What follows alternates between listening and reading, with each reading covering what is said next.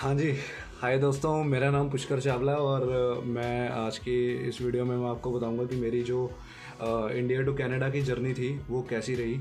और इसमें मैं बेसिकली इस वीडियो में मैं आपको इन्फॉर्मेशन दूंगा कि क्या क्या डॉक्यूमेंट्स रिक्वायर्ड होते हैं दिल्ली एयरपोर्ट पे, और क्या क्या क्या डॉक्यूमेंटेशन आपको चाहिए वहाँ पे कनाडा इमिग्रेशन के लिए। ठीक है। और पूरी मैं फुल टू जानकारी दूंगा इस वीडियो में आपको। तो चलिए शुरू करते हैं। फर्स्टली ये है कि आपकी अगर फ़्लाइट मान लो जैसे मेरी फ़्लाइट थी, एज एग्जांपल बता रहा हूँ कि मेरी फ़्लाइट जो थी वो 11:50 की थी रात की, और एयर कनाडा थी। अभी मेरे को बोला गया था कि मेरे को 3 घंटे पहले एयरपोर्ट में पहुँचना है, तो मैं 3 घंटे पहले नहीं, मैं 2 घंटे पहले गया था। ठीक है। जो कि मेरे से बहुत बड़ी गलती हो गई थी कि मेरे को 2 घंटे पहले नहीं जाना चाहिए था, मेरे को उल्टा 4 घंटे पहले जाना चाहिए था, क्योंकि एयरपोर्ट पे हद ज़्यादा रश होता है स्टूडेंट्स का और पीआर वालों का जिन्होंने जाना है। मेरे आगे स्टूडेंट्स की कम से कम 150 से 200 बंदे तो थे ही लाइन में। तो ऑलमोस्ट एक स्टूडेंट पे कम से कम भी वो 10 से 12 मिनट तो लगा ही रहे थे।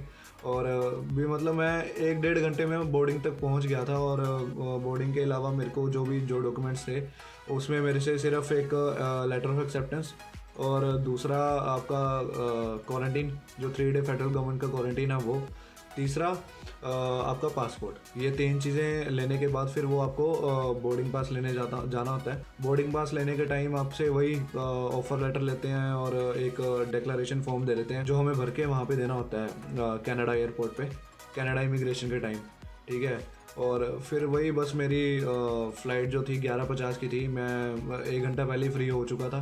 ठीक है। मैं यहाँ वहाँ घूम लिया, फिर वो बोर्डिंग के टाइम फिर उन्होंने टिकट्स वगैरह मेरे को दी, सारा फ़्लाइट में मैं बैठा। ठीक है। तो फ़्लाइट का मैं आपको बताता हूँ कि फ़्लाइट का ये था कि मेरी एयर कनाडा की फ़्लाइट थी। एयर कनाडा में खाना, सबसे पहली बात, खाना एक नंबर होता है, खाना बहुत अच्छा था।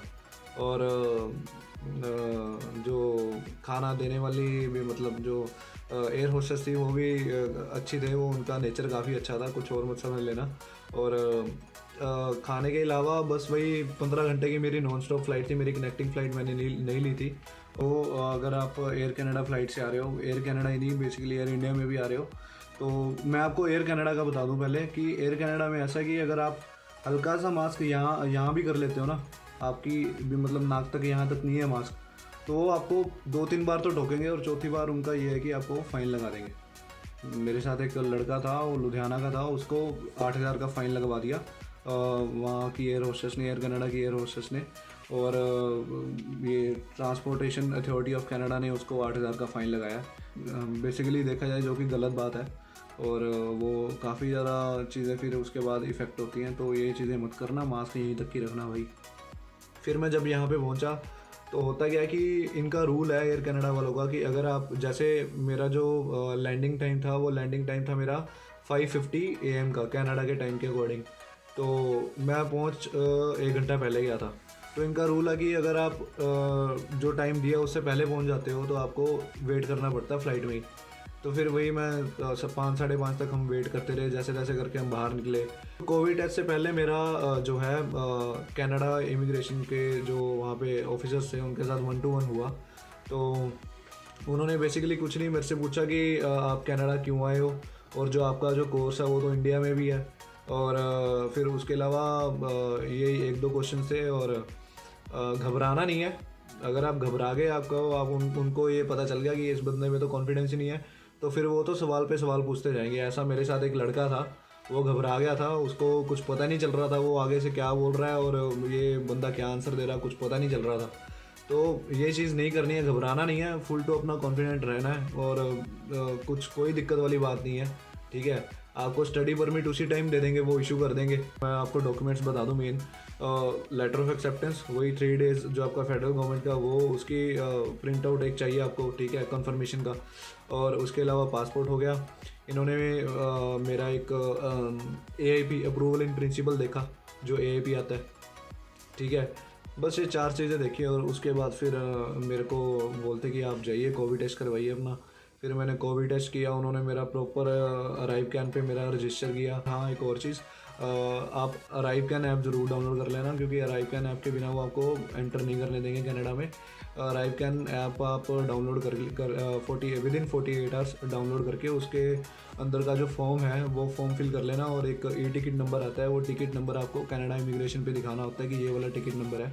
वेरीफाई करके, डॉक्यूमेंट्स वेरीफाइड करके आपको एंट्री दे देते हैं। फिर आपका कोविड टेस्ट होता है। कोविड टेस्ट की रिपोर्ट आपके, जब आप गवर्नमेंट क्वारंटीन होते हो, गवर्नमेंट क्वारंटीन के दूसरे दिन आपकी जो कोविड टेस्ट की रिपोर्ट आ जाती है। मेरे को शटल लेने आई, जो होटल की शटल थी वो लेने आई। मेरा हैम्पटन इन होटल था, हैम्पटन इन बाय सूट्स। जो हैम्पटन इन होटल है वो मैं आपको उसका भी बताता हूँ पहुँचने के बाद मेरे साथ क्या क्या हुआ यहाँ पे। बेसिकली जो मेरा चेक इन का टाइम था वो था 12 बजे का, और 12 बजे का चेक इन टाइम होने के बावजूद भी इन्होंने मेरे को 2 बजे चेक इन करवाया। ठीक है, वो इसलिए क्योंकि ये बोल रहे थे कि हमारे पास पहले ही यहाँ पे बंदे हैं, वो निकलेंगे तभी हम आपको जो रूम अगर खाली होगा तो तब आपको रूम जो है प्रोवाइड करवा दिया जाएगा। तो मेरे को समझ नहीं आई कि बेसिकली इन्होंने फिर मेरे को जो कन्फर्मेशन थी, कन्फर्मेशन पे इन्होंने ये क्यों लिखा था कि आपका जो चेक इन टाइम है वो 12 बजे का है। तो भाई अगर चेक इन आपने मेरे को 2 बजे या 3 बजे तक ही देना था तो मेरे को पहले उसमें लिख के भेजते ना कि चेक इन जो है आपका 2-2:30 बजे के करीब होगा। ठीक है, और मेरे को आपने 12 बजे लिखा, फिर मेरे को आप या तो 12 बजे एंट्री दो।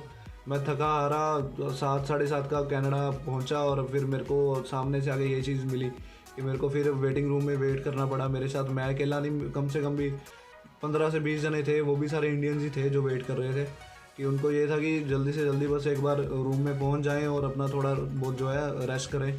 और मेरा भी ये था कि यार एक तो इतनी ज़्यादा थकान हुई पड़ी है और ऊपर से ये चीज़ हो रही है।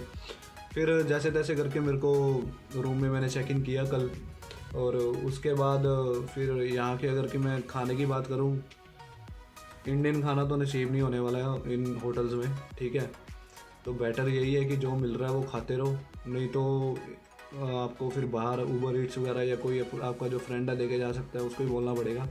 क्योंकि इनका तो खाना यही है कि मॉर्निंग ब्रेकफास्ट में मेरे को ये 2 ब्रेड पीस और 7 जैम और एक बस थोड़ा बिस्किट का पैकेट। ठीक है, और फिर लंच टाइम मेरे को ये एक छोटा सबवे सूप, दैट्स इट, और फिर इवनिंग में राइस। ये खाना मिलता है यहाँ पे। तो अगर ऐसा खाना अगर आप चाहते हो कि आपको ना मिले और खाना नहीं ऐसा खाया जाता आपसे, तो बाहर का ही फिर वही है कि होटल या तो एक अच्छा देख लेना कि जहाँ पे इंडियन खाना मिलता हो, है ना, अच्छा भी, मतलब जैसे परांठे किसी ने खाने। बट जो मेरे हिसाब से बेस्ट होटल है जो 3 day government hotel quarantine book करने के लिए, वो है फेयरफील्ड इन एंड सूट्स, और वो होटल सबसे बेस्ट है। और एक तो देखा जाए वो सस्ता भी बहुत है। मेरे को जो हैम्पटन इन होटल है, मेरे को इन्होंने मेरे से 3 डेज़ का चार्ज लिया है 1085, और उसके अलावा $250 इन्होंने सिक्योरिटी लिया जो कि रिफंडेबल ही होती है। और तीसरे दिन अगर आप जब चेकआउट करते हो तो वो तब आपको दे देते हैं। और अगर फेयरफील्ड इन एंड सूट्स की बात करूँ तो वो उसका जो है 3 डेज़ का वो $850 है, और $200 उनकी सिक्योरिटी है, और खाना भी अच्छा है। तो वो कर लेना। बेसिकली मैंने आज से 10 दिन पहले जब मैंने वो देखा बुक करने के लिए, उनसे पूछा, कॉल वगैरह करी, तो वो उनका ऑलरेडी होटल जो है फुल हो चुका था। मेरे ख्याल से उन्होंने मेरे को बोला था कि 12 अप्रैल तक पूरा उनका होटल फुल है, एक भी मतलब रूम नहीं है उनके पास।